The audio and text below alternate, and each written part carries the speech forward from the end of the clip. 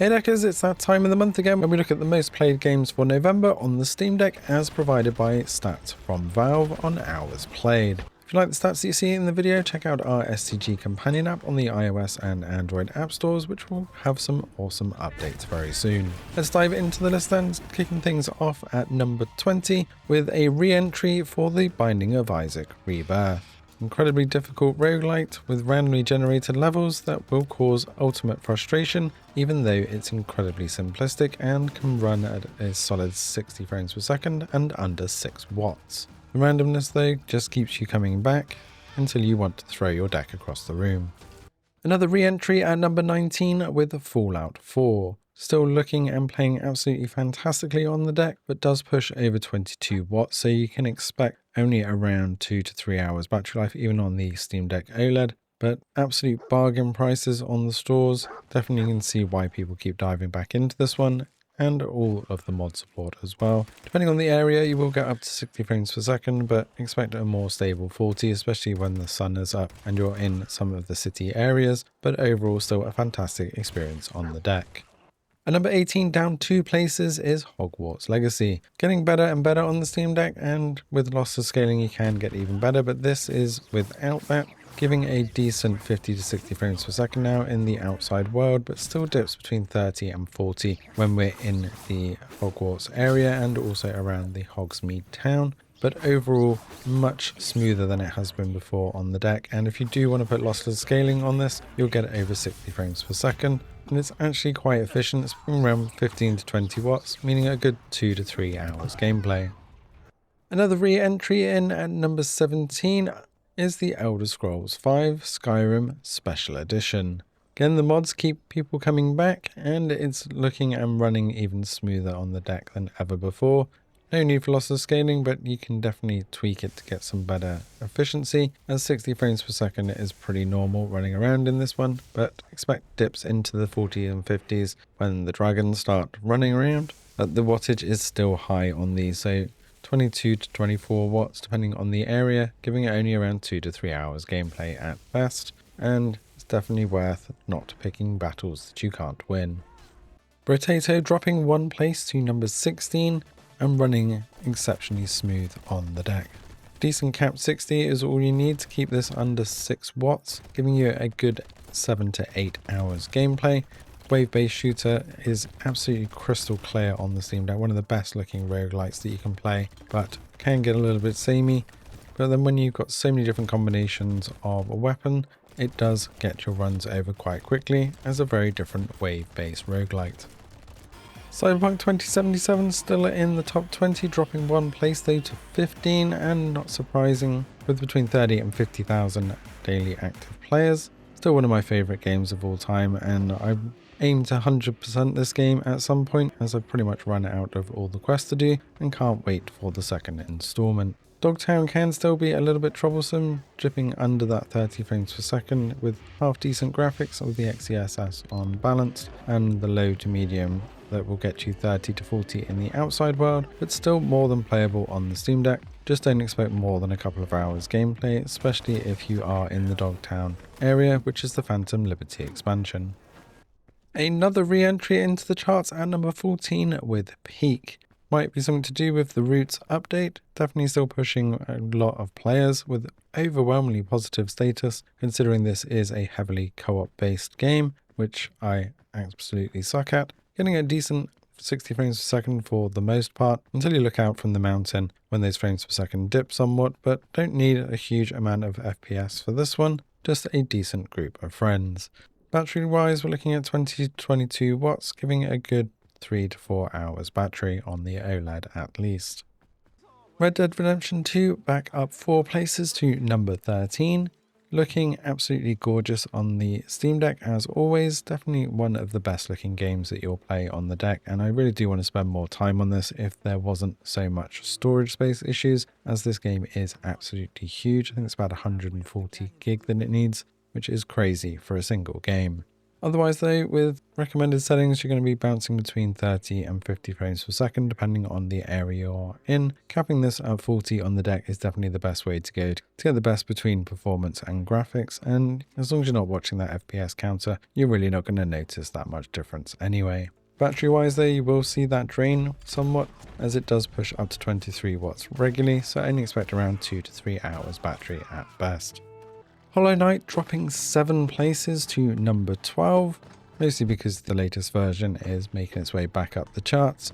But if you're into your roguelites, then you're going to have a very good time on the Steam Deck with this one, though this is one that I absolutely struggle with. So if you love more difficult versions, then Hollow Knight will certainly keep you engaged before you move on to Silksong, pushing only around 10 to 15 watts if you actually cap this at 60 to 90 FPS, but the frame rate does run a bit wild, as well as the power usage if you leave this uncapped. As you can see, it will push up to 280 FPS, but the battery also gets drained with around 20 watts of usage, so make sure you cap this one at 60 or 90 FPS on the deck.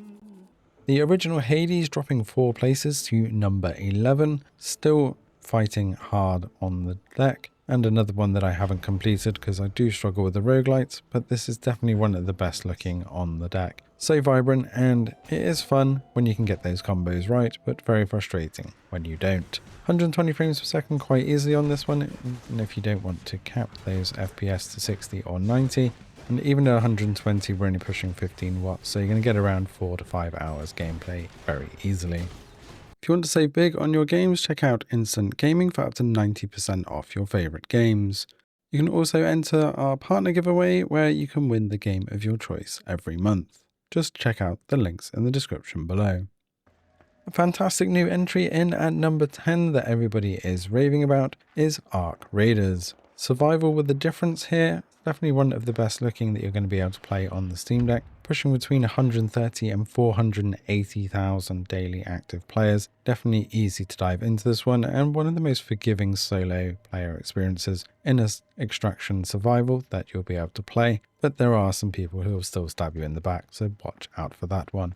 As you can see though, it does look absolutely beautiful on the Steam Deck screen and will push between 40 and 50 frames per second with our usual settings, but look out for a lossless update guide coming for this soon, as this does work incredibly well with the plugin and will give you a good 60 frames per second experience. But out of the box, we do get around 22 watts, especially in the outer areas, giving you around 2 to 3 hours battery.